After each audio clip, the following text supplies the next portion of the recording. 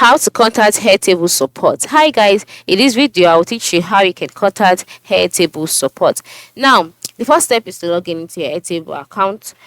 Also, you are logged in and you're brought to the home page. By the left side of the screen, you will see the Airtable logo. Next to it, you will see 3 dashes, right? At least to collapse the sidebar. But if you want to expand the sidebar, you can just click on it and the sidebar would also be expanded.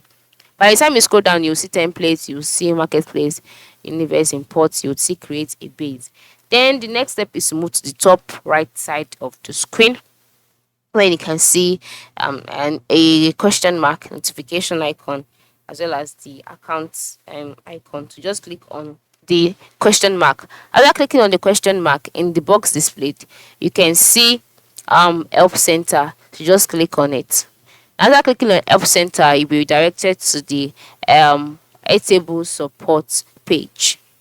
Now, once you're on this page, you can see Airtable Help Center. So you can decide to, browse articles that are relevant to your questions. Now, to check out articles, you can also scroll down to see different articles that can be related to your questions. Then if you do not want to read articles and you would like to speak with Airtable Support directly, just go to the top part of the screen where you can see 3 options like sign up for free, language, and then contact support.